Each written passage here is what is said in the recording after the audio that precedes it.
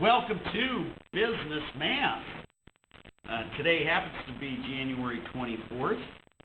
I want to start off with some of the problem-solving strategies. In fact, I've given you some, and I want you to keep one page in your notebook. I want you to keep one page in your notebook. These are problem-solving strategies, because these are going to be the 20-year takeaways. See, one of the things you can always get better at, just about anything for that matter. I mean, granted, I'll never slam dunk a basketball, at least at regulation height, 10 feet height, and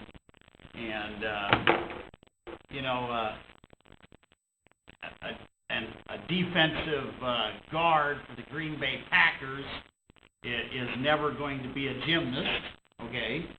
So, there are limitations in life, for sure. But one of the things, and I can't remember if I told you this or not, there is an awesome website that you can go to if there are certain parts of your math skills that are waning a little bit. And I've used this software for almost 30 years now. And it is at www.mathtutor.com. Mathtutor.com. www.mathtutor.com. This is fantastic software. Fantastic software. And it's not very expensive. And it will help you to, at your own pace, brush up on areas that you're weak, areas where you're weak. So I can't remember exactly how to get there. There's product, so I got lucky.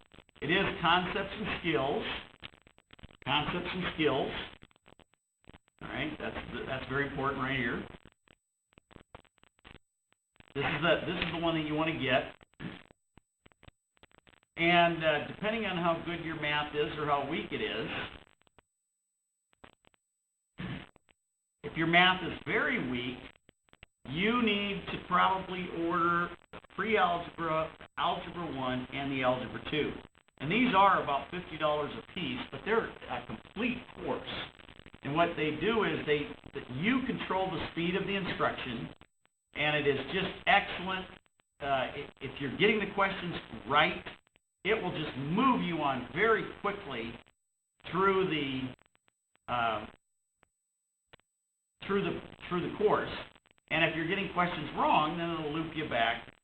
And but this is just excellent. And they're about $50 a piece. They used to come on floppy disks, and now then they were on CDs. And now they're all downloads. Okay. Now they're all downloads. So I was going to see if any of my testimonials were on there. I think I probably sent them some. They are just absolutely excellent. So for a single user version, it's $49.95 for each one. And I mean, it is fantastic. It is absolutely fantastic. So just let you know on that one. Now, let's go back to what I was talking about before. I said I want you to keep a list of problem-solving strategies. Now, we've already talked about a few problem-solving strategies. Not very many, but we've talked about a few. Okay, Rachel and Ponca, can you name me a problem-solving strategy? The blueprint. The blueprint. That is awesome. So one of the things that I'm going to put this up here. I'm going to put problem-solving strategies. And these are not in any necessary order. I think blueprint is an excellent number one. So I'm going to say blueprint. And by blueprint, you can use the blueprint that's in the book. The blueprint that I've used for years and years and years is UDI. Now, let's see if you remember what the U stands for on UDI. Do you remember what the U stands for? Let's go to Rachel, I grabbed the wrong, I grabbed your card, but it was out of personal finance. Let's see. I'll make sure I get your points on the right card, right? Robert, what's the U stand on you die? Understand.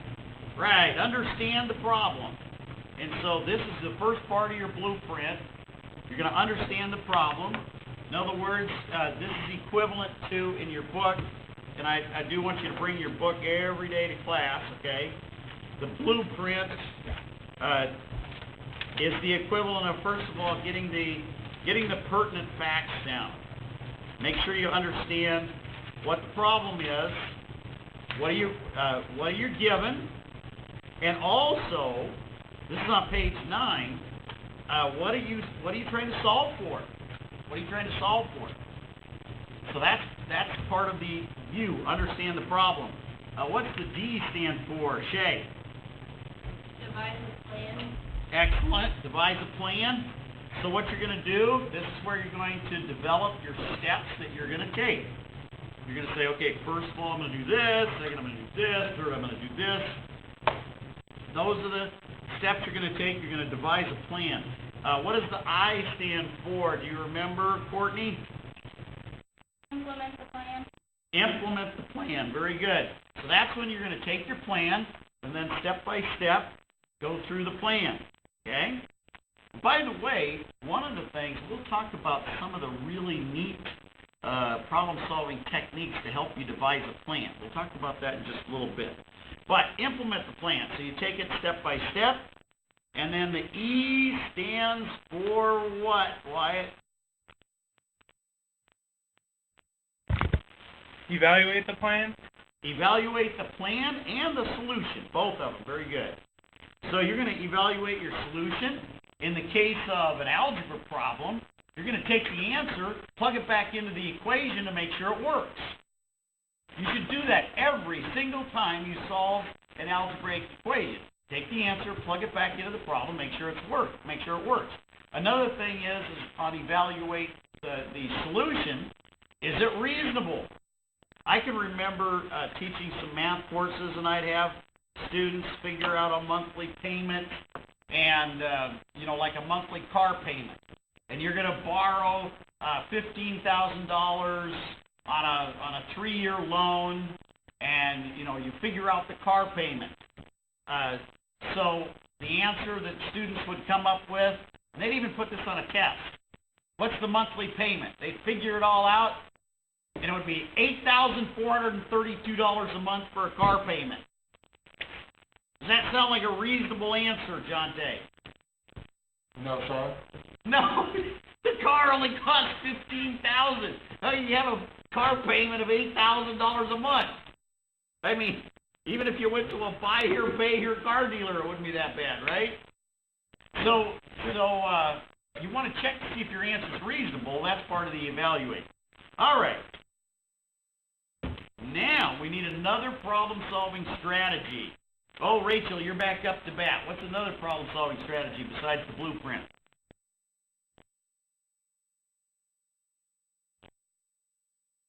I'll give you a hint, Rachel. Remember, I was talking about back in the old days, I didn't have video games to play with, so my parents would give me these mazes and a book full of mazes, and I'm supposed to start here and end here. There's your hint. Work it backwards. Yeah, you start with the end in mind. Start with the end in mind. That is a great problem-solving strategy. In fact, that's one of the 7 habits of highly effective people of Stephen Covey is start with the end in mind. So I'm going to put that one down here. Let's see. Start with the end in mind. Okay? Start at the end of the mind. Where do you want to be? Where do you want to... It's actually what you all are doing. When you have your dream job, okay... Oh, Jonte, I forgot to get your dream job 10 years from now. What was it? To own my own business, a mobile barbershop for senior citizens. Awesome. Own your own business. and like a barber shop. That's cool. And in fact, Jonte, oh, and by the way, you students that are taking this course online, every February, the week after Valentine's Day, we have an entrepreneur conference. So, Jonte, I don't know if you're signed up to take that, but it's not too late. Okay, you can talk to me about it. You can sign up with your advisor, and even though it's past the ad date, you're still going to be able to sign up. Okay? But you can talk to me about it after class if you like, and I'll help you get signed up for that if you like. But it is going to be needed, and so you online students, keep in mind if you want to take that February of 14 or February 2015 or this year's 2014 to February 2015, February 2016. Watch for it. It's a 2-day conference, Thursday and Friday, the week after Valentine's Day. And it meets from noon on Thursday to 8 p.m. at night. We have a nice dinner and everything with a main speaker. And then on Friday, we meet all day. Start at 8 in the morning and just meet till about 4 or 5. So anyway, it's a long day, but you get 3 hours of credit for it, and then there are some assignments that you're going to have to do outside of class. But anyway, start with the end in mind. That's a fantastic problem-solving strategy. So for example, if you want to be a CPA, like Wyatt wants to be a CPA. Wyatt, you know what you have to do to become a CPA, don't you? You say, well, I'm going to have to pass that CPA exam. That's the end in mind. How am I going to pass that CPA exam? Well, there's some other things involved. I believe you have to have 150 hours of college credit total, don't you? To even sit for the CPA. Okay? And that probably, if you plan on passing the CPA, it's probably a good idea that you're an accounting major, right? I mean, how are you gonna pass the CPA if you're a history major?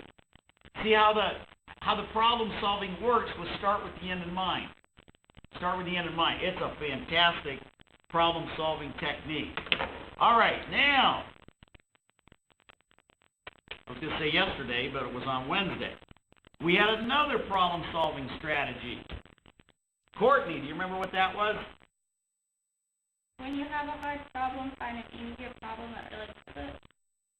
Absolutely. So in other words, make the problem smaller. Make the problem smaller. And there are plenty of examples of that. Even a very simple example I gave is when you drop something. You drop an earring, you drop a screw, a bolt, a nut on a garage floor. I've used this technique many times. I've been working on something and I drop a piece, a part, or whatever, and so I grab another identical part. Ladies, you can do this when you drop an earring. I guess some guys wear earrings. So guys, if you drop your earring, you can get another identical earring and lay it down on the floor because this makes the problem simpler. Now you're giving your brain a picture of what you're going to be looking for. So that is a fantastic problem-solving strategy. One that I gave you already, I didn't make a big deal about it, so I don't know if you remember it. But the problem-solving strategy that I gave you also was, when you have a very difficult problem, what's a good idea to do before you go to bed at night? Shay.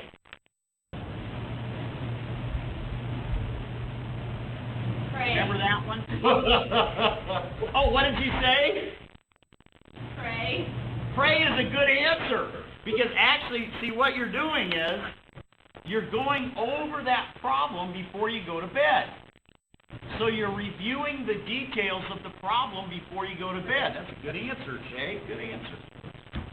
See, this could be like Family Feud, couldn't it? So anyway, so before you go to bed at night,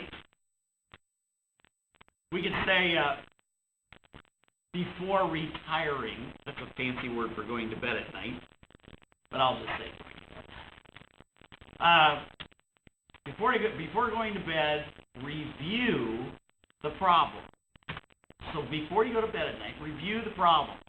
And I can't tell you how many times, as a math major, also then taking a lot of graduate work in computer science, I have solved a lot of very difficult problems in my day, okay? And one of the things, I didn't even know where I got this from. I wish I could remember who told me this. But I would review all the parameters of that problem right before I went to bed.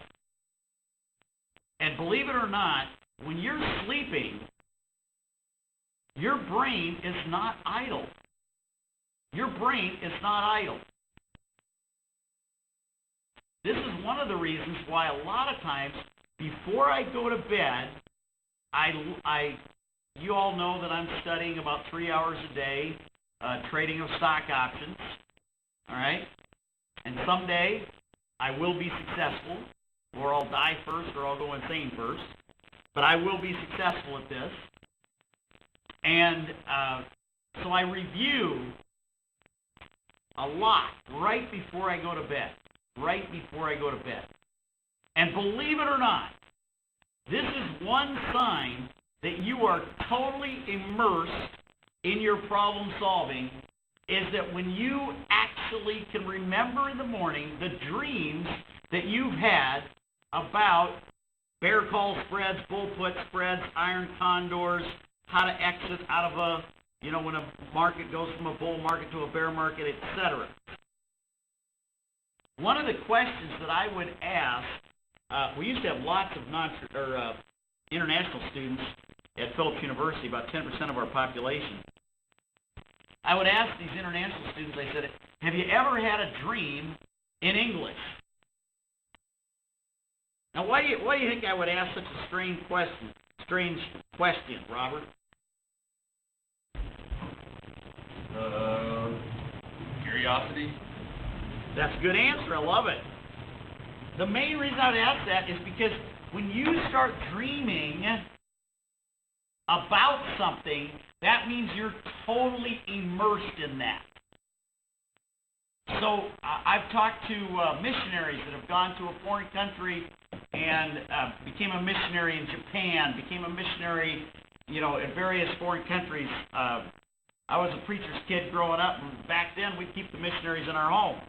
And they said it would take sometimes 3 or 4 years before they would start dreaming in Japanese, or dreaming in Chinese, or dreaming in Spanish, or whatever.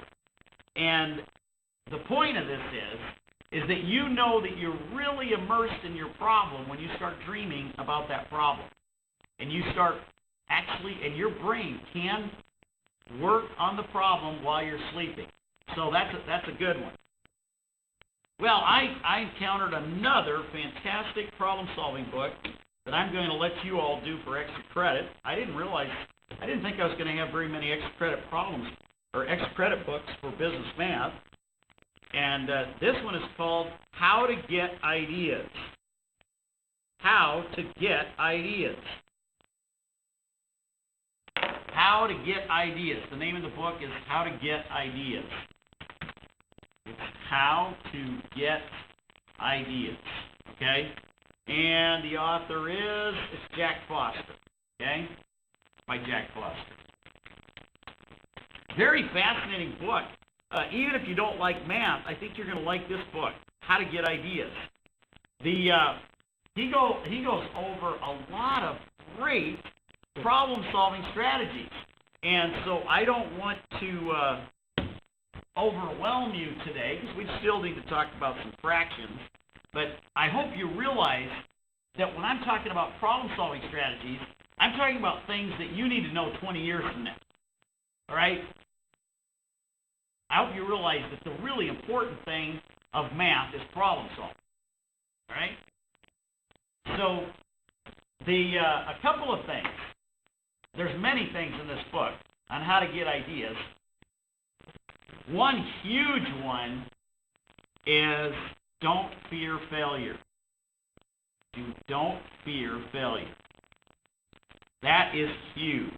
Absolutely huge. Now, why do you think that's so important? Not to fear failure. Why? Why do you think that's so important in problem solving? To don't fear failure.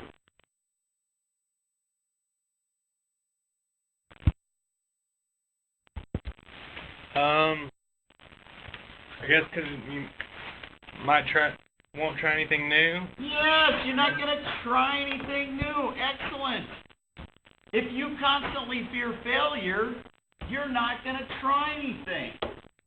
You're going to be just so hamstrung, you're going to just be so handcuffed that you're not going to want to try anything. Did you know? Well, tell me something about very successful race car drivers. Take a guess. Take a guess about very successful race car drivers. Courtney? They don't fear failure. They don't fear failure. And in fact, they've been in some pretty nasty accidents while racing. Okay? They don't fear failure. Can you imagine a race car driver that just totally fears failure and just driving around that? You know, it would just be ridiculous, wouldn't it? All right? You got to go for it. You got to be willing to experience failure. So this is something that's very, very important in problem solving. Very important in problem solving. Now, kind of a corollary to don't fear failure is you need to separate. This comes from Zig Ziglar. Failure is an event, not a person. Failure is an event, not a person. So, someone that's a really good problem solver is not afraid of failure. In fact, embraces failure. And in fact, when Thomas Edison, after failing 10,000 times at creating the light bulb, okay? And if it weren't for Thomas Edison, we'd all have to watch our TVs in the dark, right? I need a drummer, don't I? But anyway, when Thomas Edison was asked, he said, "Oh, I just learned 10,000 ways. I just eliminated the 10,000 ways that didn't work." It was rather a glib answer, but nevertheless, it showed Thomas Edison's attitude towards failure. Every time he fails, he just used that as information to go on from there. He used his failure to go forward. There is another great book about, oh my goodness, I didn't think I'd have all these books for a business math course. But this is something very important about problem solving, is that when you fail, to fail forward. And there's a great book by John Maxwell called Failing Forward. And after I lost $160,000 in 1 month trading stock options in August of 2011, I read that book. That's a good book. If you've experienced any failure in your life, that's a good book to read. Because as a problem solver, you can't be afraid of failure. You're going to have to embrace failure, and you're going to have to look at it as a learning experience. Okay? Failing Forward by John Maxwell. Great book. Well, anyway, so separate your performance from your value as a person. This is what Zig Ziglar's getting at. He says, hey, failure is an event, not a person. And in fact, it just dawned on me when it came down, I think I've already told you this, but I'll tell you again. I had a choice between, we got it narrowed down, our speakers at our entrepreneur seminar. We have one person that's experienced a lot of failure in his life, and it's very apparent. And then we've had another, who's very successful, by the way, but that's also experienced a lot of failure. And then we had another person that we were considering, but when I went to his website and tried to study about this person's never experienced any failure. I couldn't find any failure at all that this person's experienced. Guess which person I chose for our entrepreneur speaker, Courtney? The one who has failed. The one who has failed. Because, you see, The one who has failed has pushed hard enough. In some of the other books about success and greatness and achievement that I've read, and I have many, many books on these topics, it simply says this: if you've never experienced failure, you're not trying hard enough. You're not pushing the envelope hard enough. If you've never experienced failure, you're just as a problem solver in this world, you're way too safe. Okay? I'll give you one more today, and then we're going to keep adding to this list as the semester goes. One more to add to this list, and it kind of goes along with don't fear failure, is that you must believe that a solution exists. In fact, multiple solutions exist. Must believe that solutions exist. If you don't believe that that a solution exists, I think it was Henry Ford that says, if you believe that you can do it or believe that you can't do it, in either case, you're going to be right. Isn't that something? That's profound. If you believe that you can do something or if you believe you can't do something, in either case, you're going to be right. So the thing of it is, and I realize, again, I told you, I'll never be able to dunk a basketball, okay? All right, hey, just like Shaq is never going to be a ballerina, right? You guys are so young, you don't even know who Shaq is. I guess he still does commercials for Buick, doesn't he? And once in a while he's on TV. But Shaq's never going to be a ballerina, right? Shaq's never going to be a gymnast, all right? So yes, there are certain parameters here, but as far as problem solving goes, you have to believe that a solution exists, and part of that is believing in yourself. That's kind of what I mean by you must believe that solutions exist. So you got to believe in yourself. I just finished another book just yesterday. It's kind of a new agey book, and I'm not that big on it to make it a recommendation even. But it did have one thing in it. And that is about believing in yourself and about being positive. See, that, there's even scripture that says that. It says, as a man thinks in his heart, so is he. So the thing of it is, if you believe that you can be successful, that you can be a problem solver, if you can believe that you can achieve greatness, there's your first step. So anyway, well, those are some problem-solving strategies. We're going to add to these as the semester goes. In fact, I might even save these just for the fun of it, huh? Let's save problem-solving strategies. Problem-solving strategies. All right, I'll save that. Then we're going to add to that more later. Awesome stuff. Well, we got to get going now with fractions. I hope you realize though that problem solving, that is, if you don't like add, subtract, multiply, divide with fractions, whole numbers, decimals. In fact, if you actually hate that, that's a good thing actually. If you like problem solving, hey, that's where the beauty of mathematics comes in. It's actually in the problem solving. If you ask most mathematicians, they don't even like arithmetic, okay? Don't even like it. So if you don't like arithmetic, hey, you're part of a crowd of mathematicians. Well, today we're going to take a look at section 2-2. And if you're taking this course online, just watch for the quiz date, because you'll have a quiz after every chapter. So let's see. We already talked about 2-1. We talked about the different types of fractions. Oh, make sure you have your book open, because we're going to do some quick review, all right? Page 38 if you need to be looking at your book, page 38. What do we call the top part of the fraction? Courtney? the numerator. Very good. And the bottom part's called what, Shay? The denominator. The denominator. Very good. Now, I'm not going to list this as a part of problem-solving strategy, but in any discipline, the first step is you have to learn the vocabulary.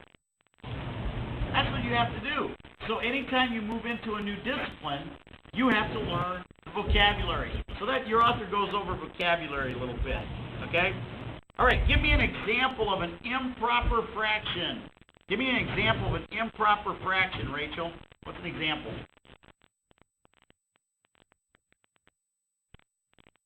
Page 39 if you need some help. What's an example of an improper fraction? Has a value equal to or greater than 1. Right. So now give me an example. Like and one that's not listed. Oh. Think of an example of an improper fraction, and it's not listed there in the middle of page 39. You have to make up one on your own. See, I shouldn't even be asking questions like that. 8 and 2/5. 8 2/5. All right. So you get 2 points for your good participation. 8 2/5. Is that an improper fraction, Robert? No. No, what is that, Robert? I'm sorry. I know. Okay. That's a mixed number. So Rachel, we'll give you a second try. 30 over 10. 30 over 10 is an improper fraction. Very good. 30 over 10 is an improper fraction. I know, it's morning, right? At myself. At this time of morning, we should have free coffee and donuts for everybody, right? Yeah. Okay, name me an example of a proper fraction. A proper fraction. Shay. 1/2. That's a proper fraction. And of course you can. Is 2/4 a proper fraction, Courtney? Yes. Yes, it is. It's just not reduced down, is it? So it's just not simple form, right? Well, now you go over the converting, and so that hopefully is review. But let's go ahead. Let's do this. Let's go. Let's put up something just to make sure. Okay. 5 2/3. How do you convert that to an improper fraction? 5 2/3. Jonte, convert that to an improper fraction. 17 over 3. Excellent. So you go 3 times the 5. That's 15, because that means really what's going on is it means that we have 15/3 plus 2/3, doesn't it? When we take the 3 times the 5. And that's the other thing, when you learn mathematics, I don't want you to just memorize magic. In other words, 3 times 5 is 15, plus 2 is 17, and there's your answer, 17 over 3. Yes, that is the correct answer, but what's really going on when we take 3 times 5 is we're figuring out how many thirds are there in 5, and there's 15 of them. There's 15 third pizzas in 5 pizzas. Okay? So we end up with 17 thirds. All right, well, good deal. Now, in 2-2, this one's not too bad. We're going to convert fractions into decimals, decimals into fractions. Now, one of the things, let's take that 17 thirds that we have right there. And let's go ahead with that and convert that. You can get your handy-dandy calculator out if you wish. In fact, I would bring your calculator to class every day. Okay, so get your handy-dandy calculator out.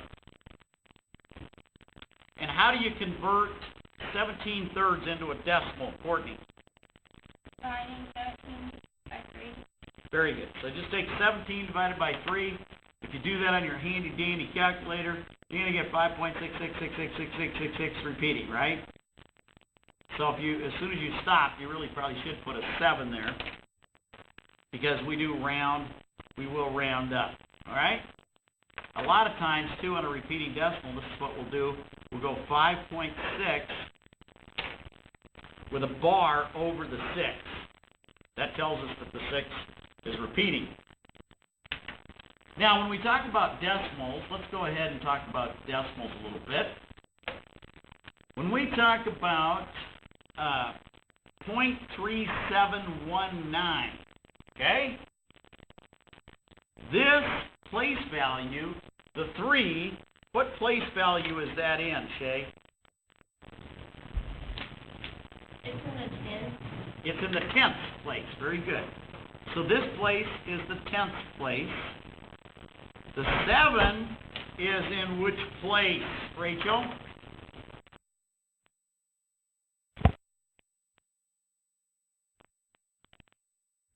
Hundred. Yep, the 100th. So that is the 100th. The 100th place. And the 1 is in what place, Robert? Thousand. The 1000th. This is good because you guys sound bored. That's a good thing.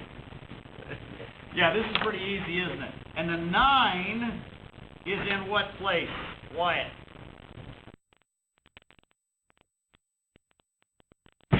10,000. Yep, the 10,000. So there you go.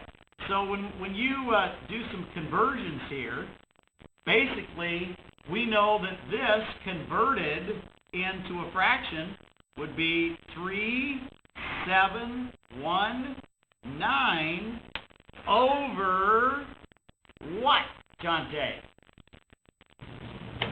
Over 100.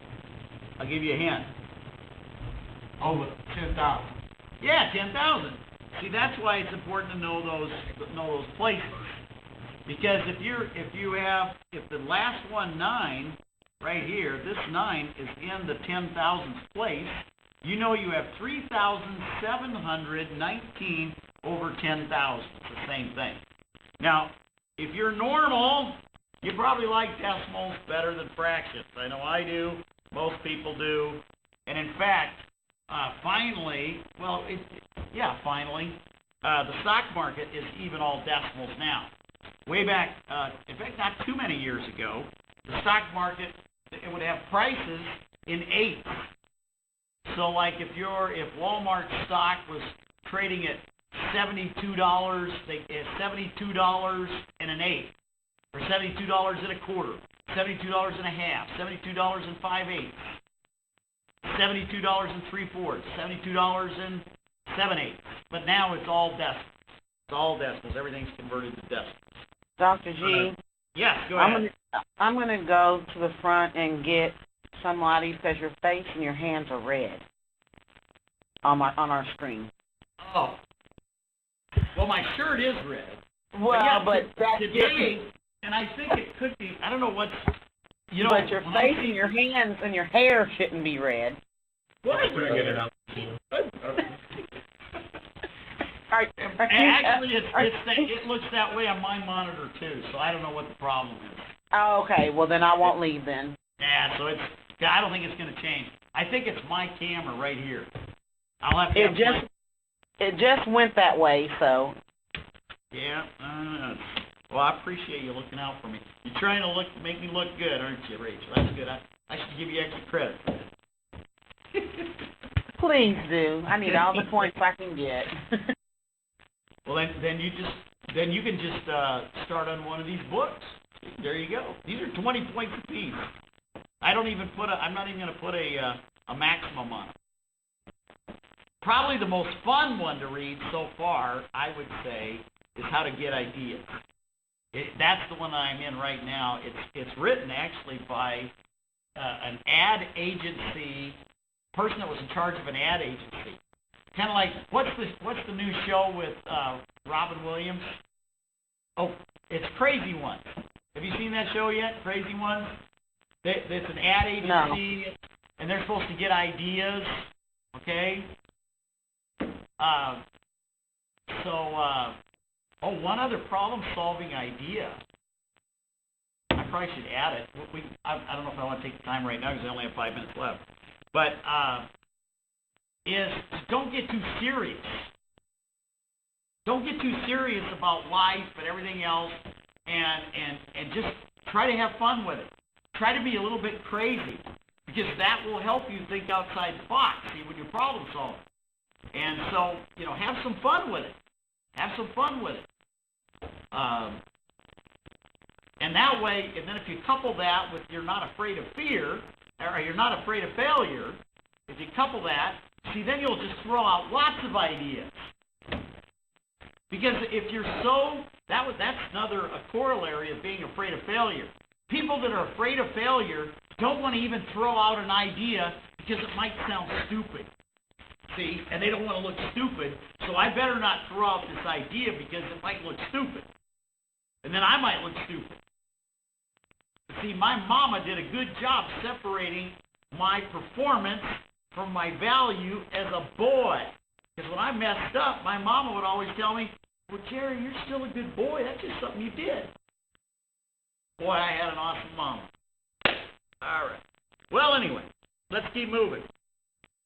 You need to know how to convert decimals into fractions and fractions into decimals. I don't think you can have any trouble with that. Of course, when you're adding up decimals, you have to have them lined up properly, right? You have to have those lined up properly.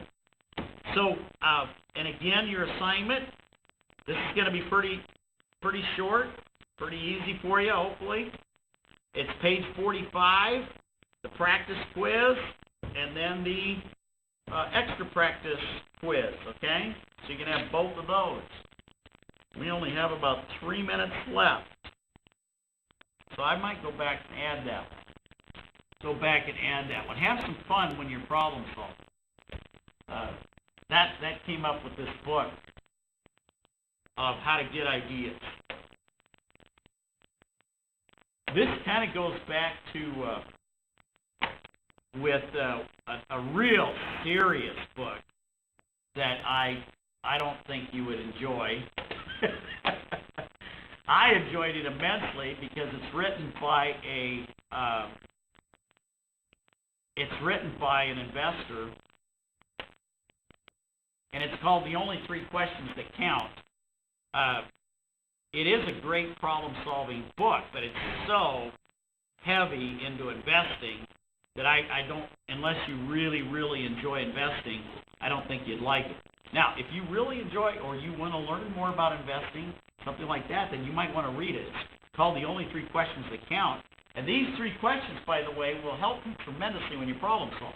But let me get back over here. I was going to add the have fun while you're problem solving. Okay, that's a nice problem solving strategy.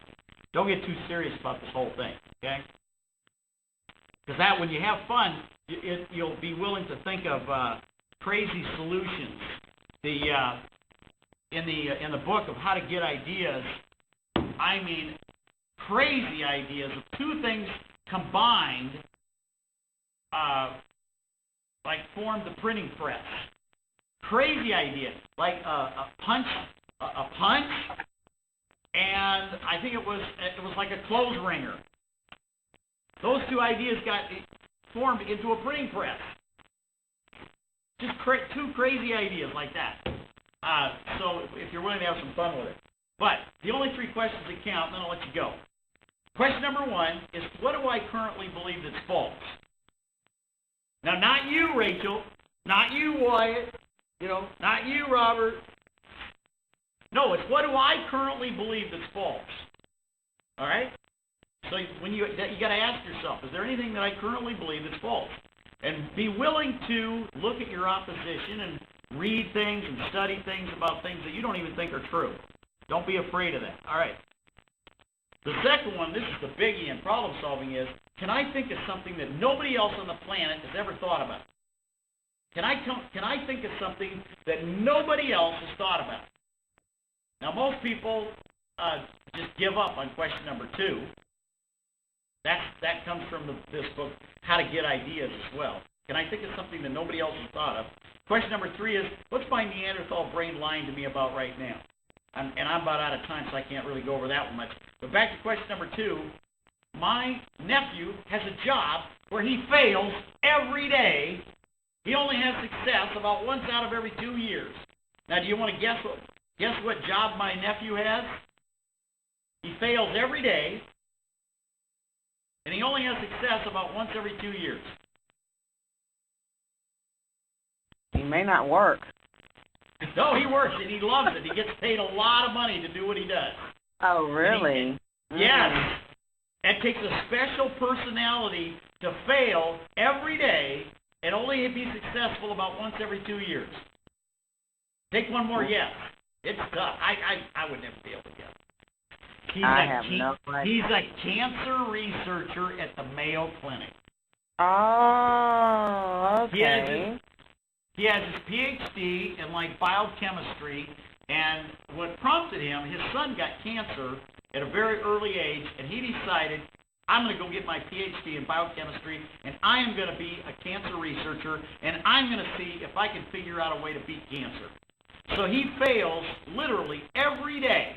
And I asked him, I said, so how often do you get a breakthrough? And he said, only about once every 2 years. But then he discovers something that nobody on the planet has discovered. And then he goes to an international conference and gives his presentation of what he's discovered. It's pretty exciting stuff. Well, you guys did great today. We're out of time. I will see you on Monday. Yeah. Have fun problem solving. Hey, Dr. G,